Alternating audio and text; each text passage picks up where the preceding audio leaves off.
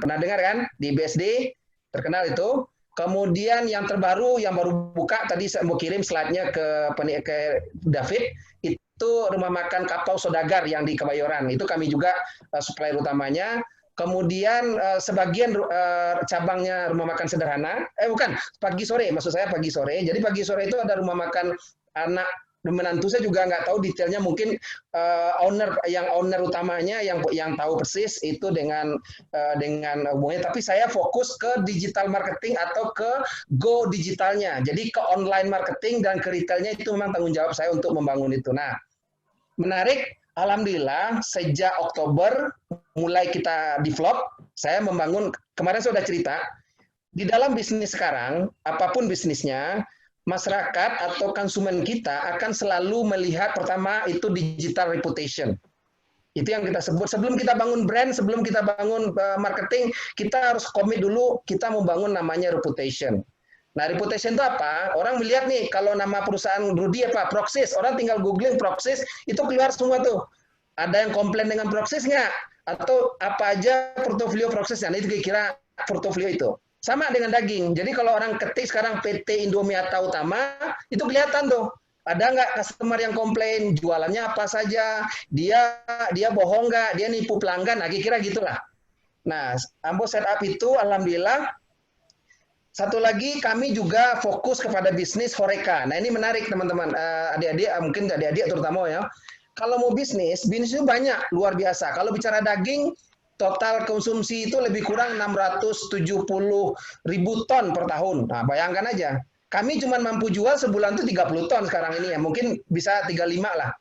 Berapa tuh? Kami cuma 0,sekian persen. Itu sangat kecil. Artinya kita fokus mau masuk ke ceruk mana. Itu yang penting. Makanya kami bilang, saya dari awal sama tim bilang fokus ke Horeca. Horeca itu adalah hotel, restoran, dan kafe. Ya, jadi clear ya. Kalau daging kan banyak, ada yang di pasar, daging di mana, itu banyak daging orang yang tradisional, yang modernnya seperti apa juga banyak. Nah, oke, tapi kami fokus dulu. Nah, Horeca kami fokus lagi, itu rumah makan Padang dulu. Nah, benar, karena kami captive marketnya orang Padang, jadi enak. Makanya kalau lihat video kami, itu back sound-nya itu lagu Minang banyak tuh. Coba buka YouTube-nya, lagunya Mudi Arau, Malam Bainah. Jadi enggak apa-apa, karena key customer kami, sales kami lebih dari 60% orang Minang customernya. Jadi semacam engagement, itu namanya ke dalam marketing, ada rasa engagement dengan key customer, kira-kira gitu. Oke. Mulai Oktober, alhamdulillah salesnya terus naik. Ya rata-rata kalau dibilang tuh, kalau secara ini totalnya setelah per hari ini, jadi dalam waktu 6 bulan kami bisa growth lebih 50%. Jadi dulu omset kami cuma 2M, sekarang udah lebih naik lagi nih. Bahasa tahu bulan ini mungkin lebih dari 3M. Walaupun pandemi, jadi walaupun COVID, walaupun pandemi, kami alhamdulillah salesnya masih growth, walaupun memang ada berapa customer kami yang drop, tapi ada kami dapat customer baru. Itu menariknya.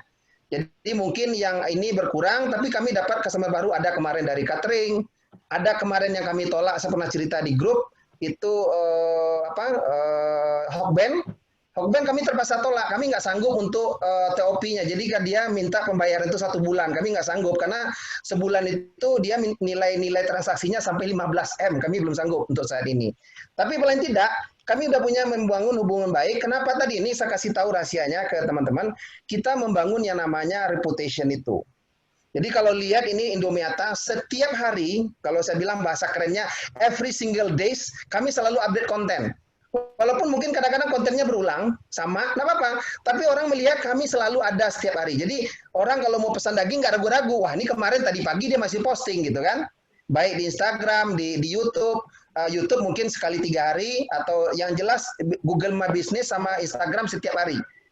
Nah, jadi itu salah satu kunci kita dipercaya orang, mempunyai reputasi. Dan kalau teman-teman boleh cek yang digital marketing, silahkan googling sekarang supplier daging Horeca, nanti boleh dicek ya, atau distributor daging Horeca, itu insya Allah ketemu Indomiata.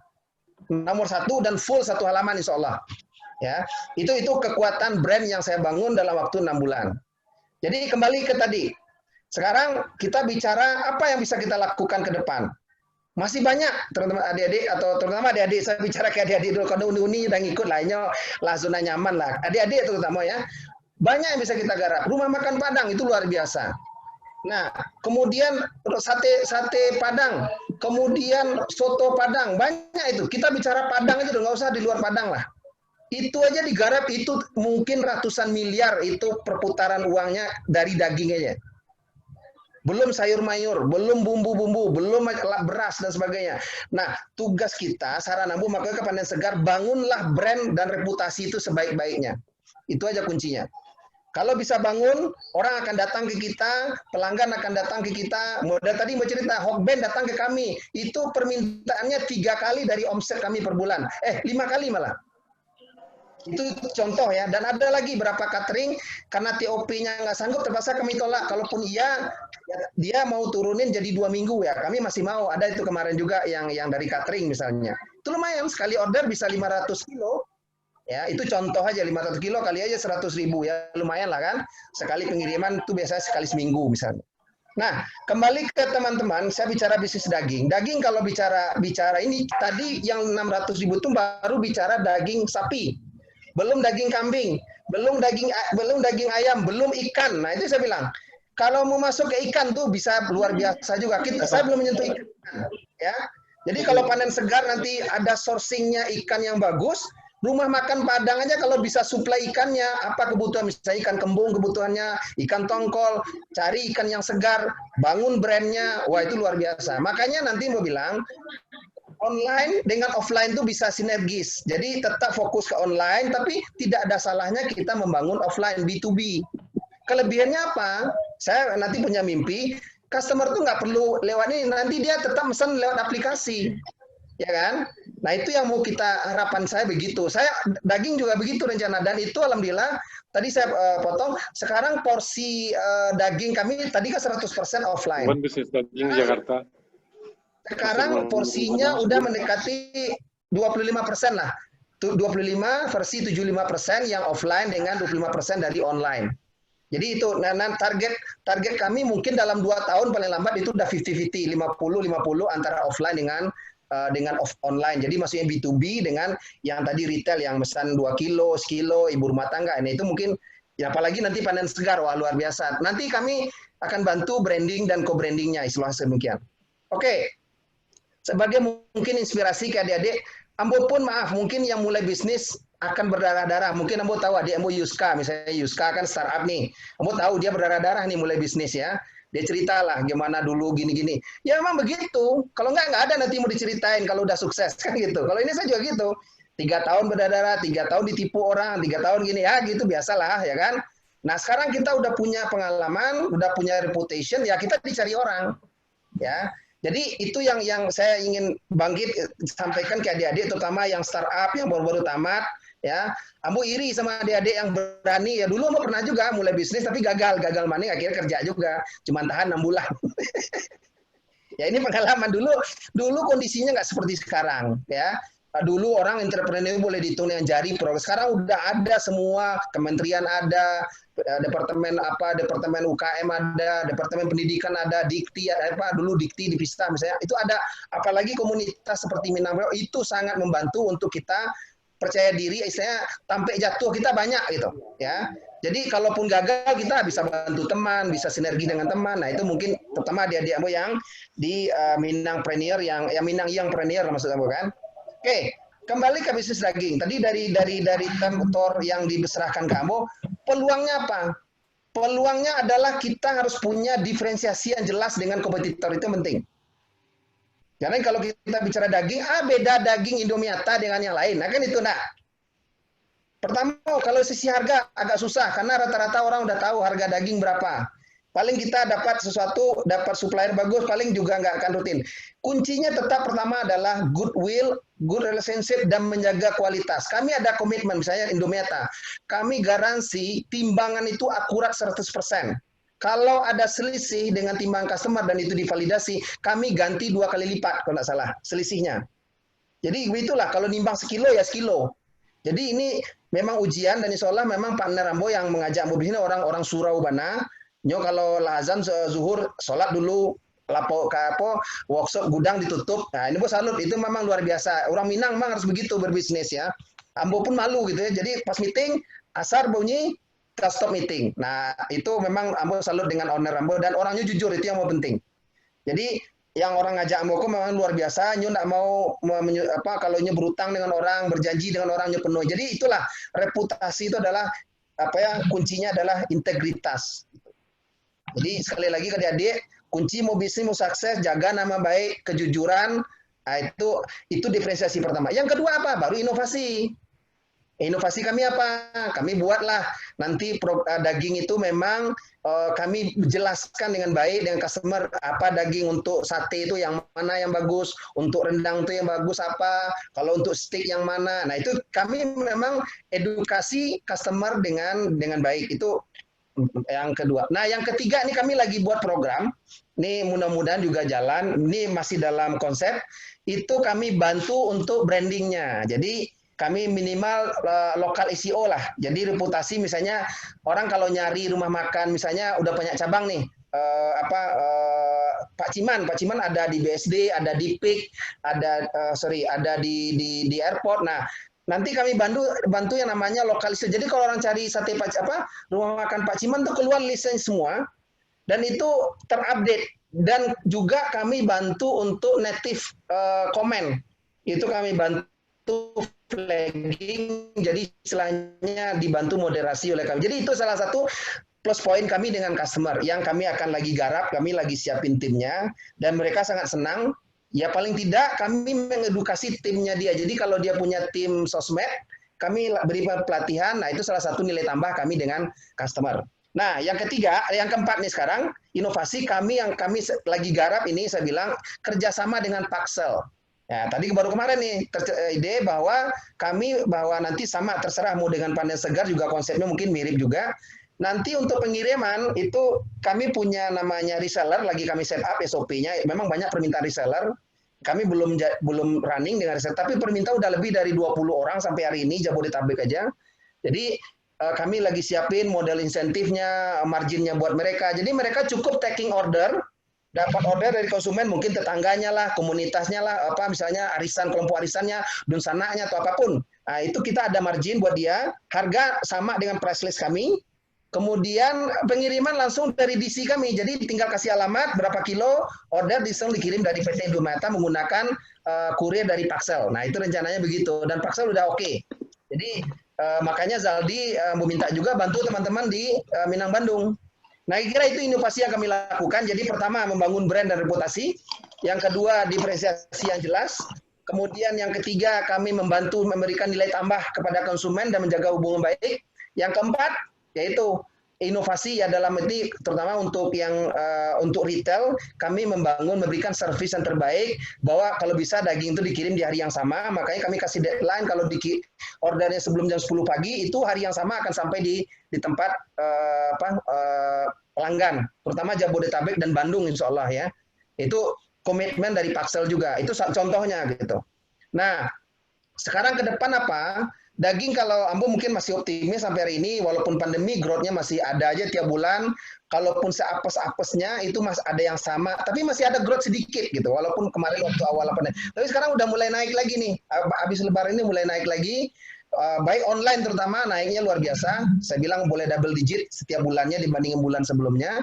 Tapi yang jelas kami sampai makanya kalau teman-teman lihat, Ambo selalu meng-hire orang. Jadi sekarang kemarin kami hire sebetulnya 4 orang, baru dapat 3, masih ada sisa 1.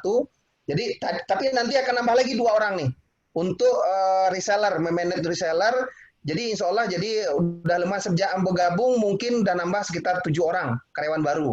Ya alhamdulillah kita Ambo senang ada kawan-kawan di sana awak yang di PHK Ambo bisa tampung gitu ya. Alhamdulillah itu rasanya luar biasa bagi Ambo ya.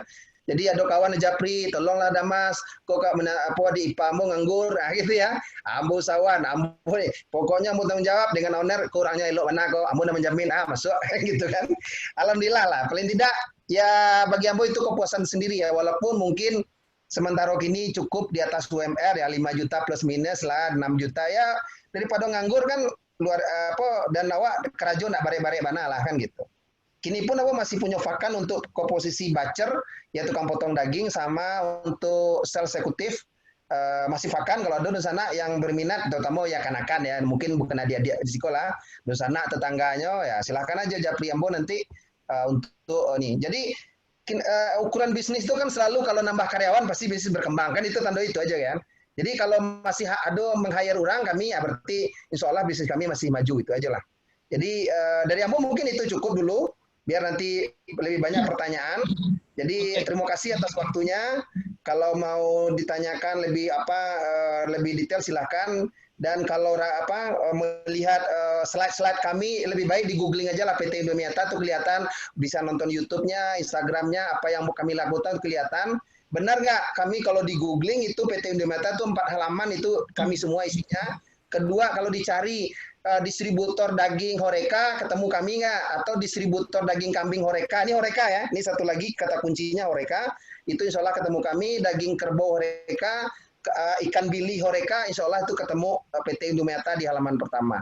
Saya pikir itu, terima kasih. Mbak, waktu mungkin kalau masih kurang, silakan nanti digunakan aja waktu tanya jawab. Dan doakan saja, insya Allah nanti bisnis ini dengan silaturahmi akan terus berkembang. Ambo senang sekali dengan Panen Segar bisa sinergi, kita bisa sharing. Nggak penting untung gadang, yang penting bisnis jalan, itu nomor lalu. Ya nah boleh aku satu lagi tuh bisnis jangan aku, kalau aku tunggu mati saja lah, itu aja lah.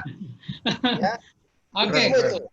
Untung boleh kete ya, tapi volume gadang itu yang penting. Silaturahmi terjaga, itu ya, jangan lupa di sana. Jangan capek wah ingin untung gadang. Habis itu orang ada modern kawak doa aja sampailah. Itu aja saran Bo. Oke, udah Mas Rizal Umar, terima kasih udah luar biasa untuk topik pembicaraannya di sesi pertama kok udah.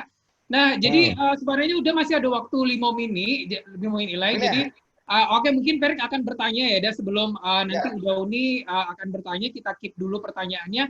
Ada pertanyaan yang menarik dari Ferik adalah tadi diceritakan bagaimana omsetnya sampai miliaran, dan tentu dengan omset miliaran ini ada hal-hal tantangan-tantangan yang udah alami gitu. Karena tadi ada sempat melihat, mendengar adanya berdarah-darah. Nah, mungkin di situ kami dari Udauni atau peserta Nio tahu kok berdarah-darahnya kok yang seperti apa, udah Mas Rizal. Boleh diceritakan kisah ini? Itu makasih banyak Ferry ya. Kalau berdarah-darah waktu mulai bisnis tahun 2000 sabale. Ya, boleh diceritakan kisah itu dah. Kalau kita orang kampung jalan di tanah tupai itu pada saat itu silahnya kan awak mencari lu dapet order gitu kan, pokok temakan taruh gitu kan, anak ke sekolah dia.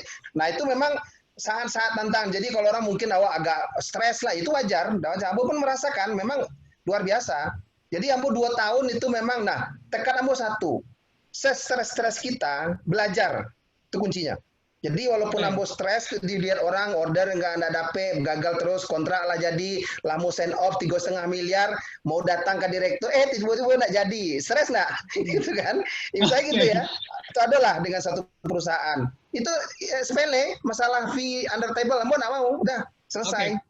Tadi juga sempat mendengar ada tertipu ya, maksudnya ada masalah penipuan. Ya, jadi lah. Bagaimana ceritanya udah? Order nggak jadi. Jadi istilah ini, saya punya kontrak untuk membuat istilahnya improvement. Jadi ada satu pabrik. Kebetulan saya kan memang expert di quality system dan lean manufacturing. Saya istilahnya black belt dan sebagainya. Kita ada namanya value untuk improvement. Jadi nilai lossesnya di satu pabrik itu saya cerita aja. Itu nilainya lebih kurang, yang dari plan manager itu lebih kurang 30 M per tahun. Nah ini cerita ya. Saya bilang, saya nggak ngambil banyak-banyak. Kalau bisa kurang aja 50%, saya cuma minta 10%, 20% dari pengurangan. Jadi kalau kita bisa saving 15 M, saya minta cuma 3 M, lebih kurang ya. Itu kira-kira gitulah, kontraknya udah jadi itu dengan plan manager, udah roadmap udah 6 bulan itu dikerjain, udah detail banget. Artinya ide saya udah jadi, maaf nih kalau kasarnya, diambil dieksekusi oleh dia. Itu kurang ajar nggak? Roadmap-nya sudah bikin, nih siapa PIC-nya, ini training ini, sampai detail. Dan itu kalau kita bicara KPI ya, terukur tuh, bulan ini mencapai apa, bulan ini mencapai apa. Dan itu proyeknya untuk memang periode lebih kurang 2 tahun ya, 2 tahun, 6 bulan. Nah itu udah detail, udah mau sign off, tanda tangan kontrak. Tiba-tiba datang someone ya di BOD, japri saya, oke, kamu ini tapi dengan syarat you kasih saya nanti di depan lagi. Nah, di depan lagi 20%, gila nggak? Ngapain gua? Udah ambil aja, makan aja lah itu. Emang saya berat juga ya. Oke. Plan manajernya kebetulan teman baik, ya dia minta maaf karena itu memang ya gimana lagi. Ya kan? Sampai memang itu saya agak shock saya, benar. Itu jadi kalau gini, kalau teman-teman konsultan, nih konsultan terutama, jangan dikasih detail kepada klien. Nanti idenya cuma diambil, Anda nggak dipakai. Itu pengalaman saya. Dan itu benar, Helmi Yahya juga cerita gitu. Si Deddy Kobuzier juga cerita, sama. Dia datang kita, idenya apa nih? Oh ini nih, kan? Ada kan bagus. Giliran udah mau ini nggak jadi, yang dipakai orang lain. Nah, itu nih, terutama yang konsultan ya, yang konsultan. Jadi itu. Nah, habis itu dari situ saya berkontemplasi, saya fokus kepada sesuatu ilmu yang baru waktu itu, digital marketing. Ya, saya belajar digital marketing sendiri, belajar dari Inggris, adalah online macam-macam, dari LinkedIn ada itu linda.com, saya sertifikasi di situ ya. Alhamdulillah. Jadi ya ini bukan sombong lah, kalau saya bicara SEO khususnya branding, insya Allah kalau orang cari digital training Indonesia, alhamdulillah masih nomor 1. Digital branding Indonesia masih nomor 1. Itulah kira-kira itu tidak mau kerjain lebih dari 2 tahun, lebih kurang ya, kontennya nggak pernah, tapi masih nomor 1 dari sisi SEO. Oke, luar biasa. Udah, masih banyak waktunya, kita keep dulu karena memang kita akan lanjut ke narasumber kedua, boleh ya, Ada ya?